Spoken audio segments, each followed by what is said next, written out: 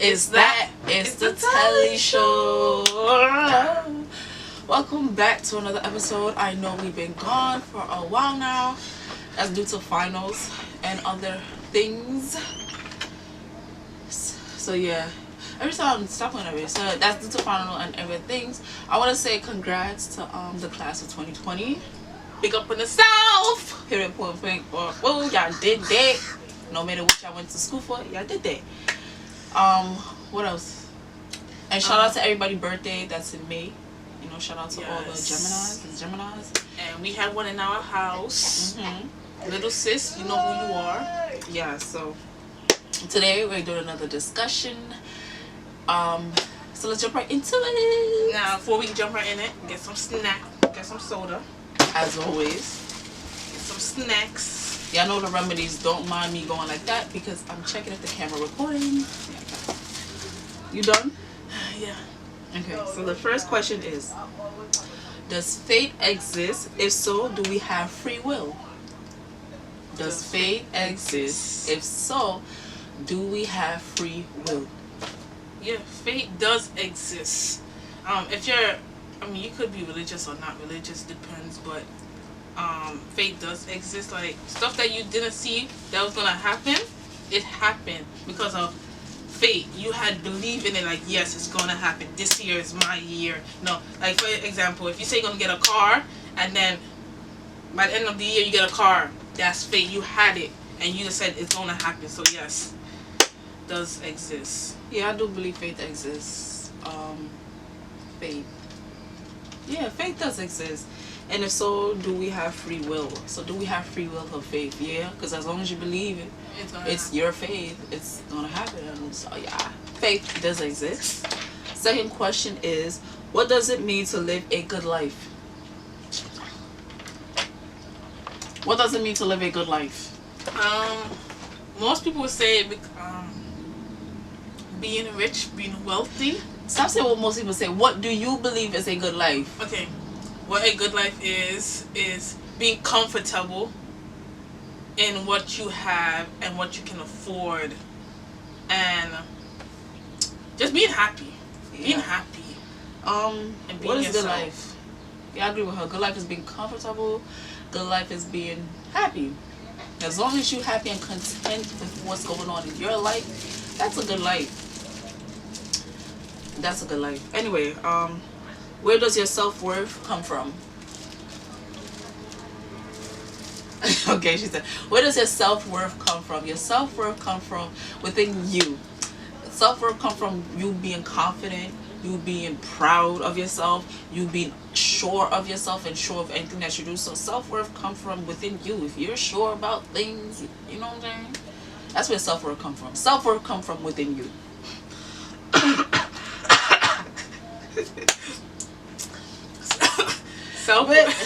One cough is enough. Self-worth is being, just being yourself and knowing that yourself is worth it. If you say you worth $1 million, you are worth $1 million. It is not about, fake it till you make it. It's about trusting yourself and believing in yourself. Yeah, I can. Yes, I can. Yes, I will. Yes, I could. Yes, I should. Yes, I. Ooh. Okay, so next question is it possible to live a normal life and not ever tell a lie? Is it possible to repeat the question one more time? Is it possible to live a normal life and never tell a lie?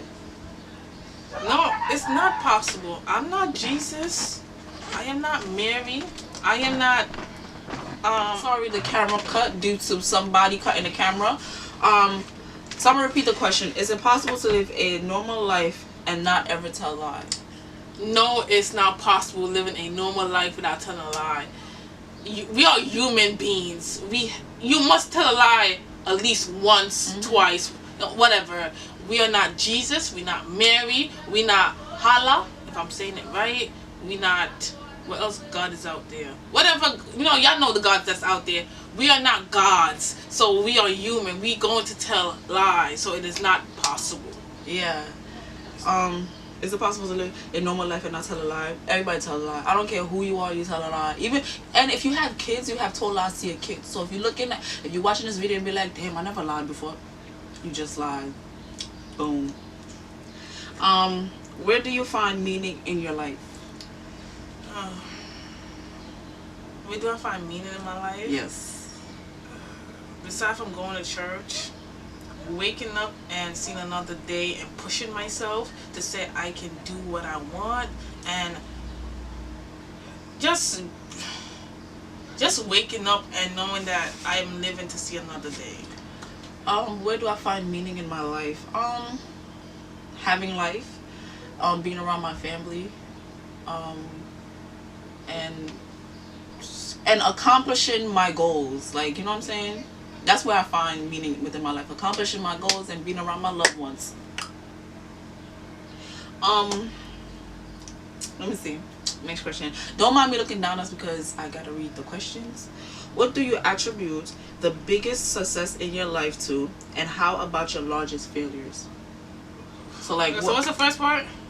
What do you attribute the biggest success in your life to? So like, basically like, who do you like? Who or what do you give credit to the biggest success in your life?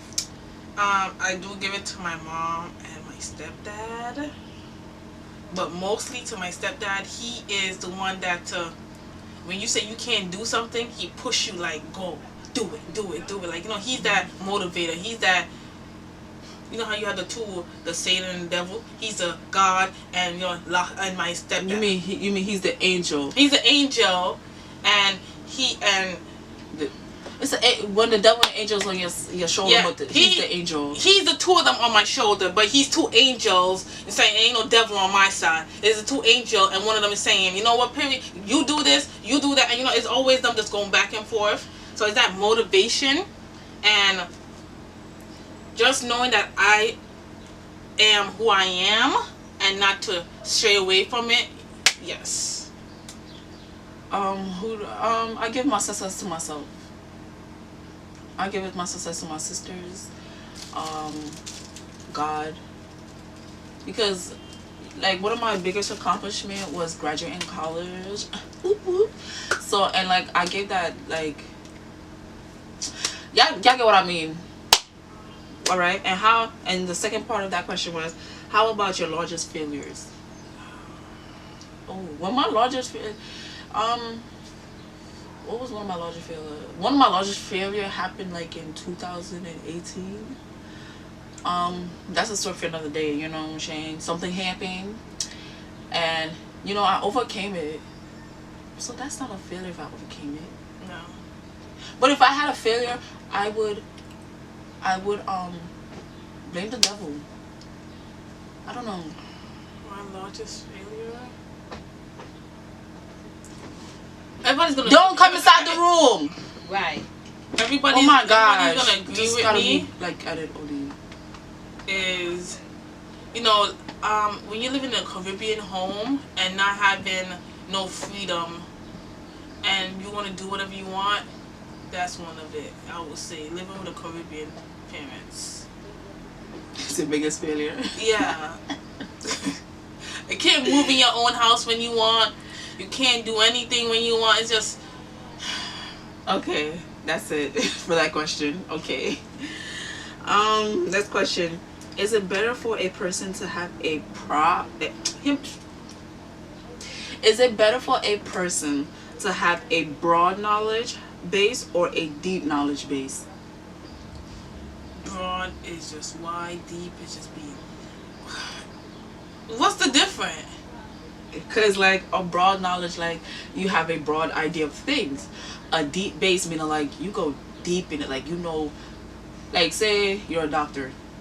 Not all doctors care about their profession, but you have those doctors that's real dedicated. So that doctor have a broad knowledge of what he or she does, but a deep base is like they really care about their patient. If that makes sense, I don't know. I think having both. You have to pick one, right? Is it better for a person to have a broad knowledge base or a deep knowledge base? I say deep knowledge base. Yeah, I would say that, but I would love both if I could have. I say deep knowledge base because ignorancy comes with the broad knowledge base. Yes. Because you have some people that think they know everything, but they really don't. But then you have people that actually do understand. You know what I'm saying? They can give you facts and back it up with details. Yeah, so I think a deep knowledge base is better for a person to have, and which I hope to have and continue to have. Amen. Okay, next question is it more important to help yourself, help your family, help your society, or help the world?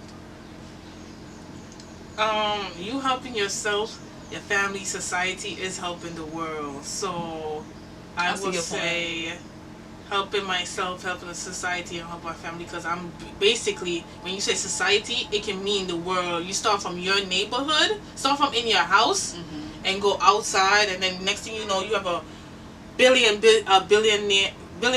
business, whatever, you know what I'm saying? Y'all know what I'm saying. And everybody around the world you're helping in some way, somehow. So deep knowledge base, and this is broad knowledge base. Listen here. Is it more important to help yourself, help your family, and help society, or help the world? First of all, it's more important to help yourself and help your family, because you can't save everybody. So you might as well save yourself and save the people that's close to you. And if opportunity presents itself and you could help the world, then you go ahead and do it. But for me, yourself and your family. See? Broad knowledge base. Deep knowledge base. Okay. Alright, next question is it better to be a big fish in a small pond or a small fish in a big pond? A big fish in a small pond. Or a small fish in a big pond?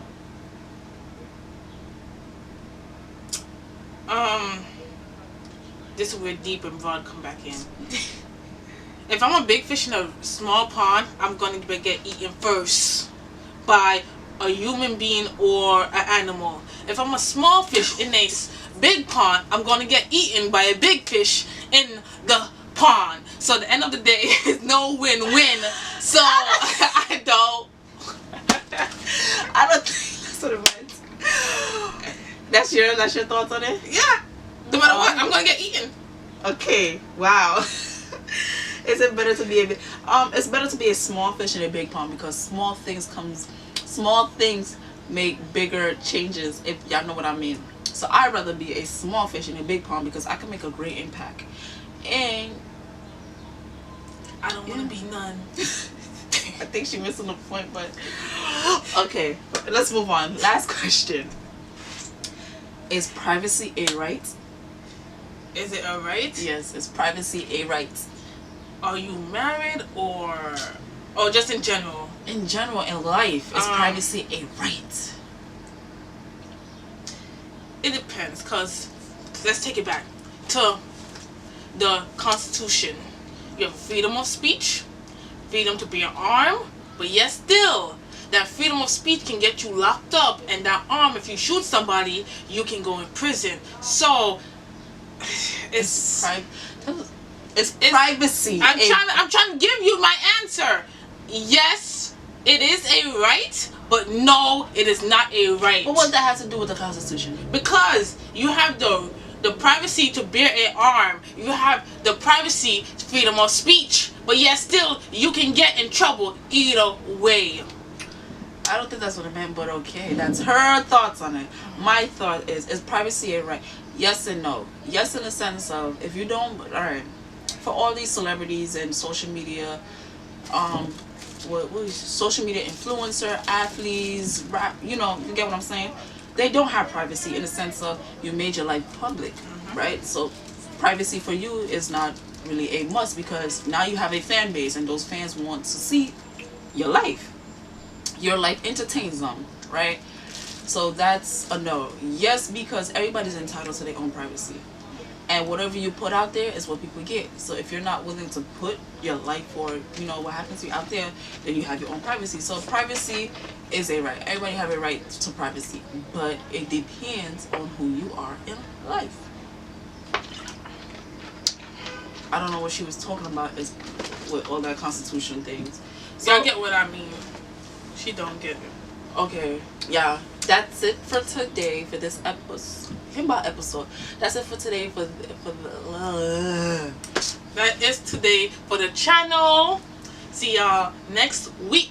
Subscribe, share, like, leave a comment below, and hit that notification button. Bam! What's good? Yeah, what she said.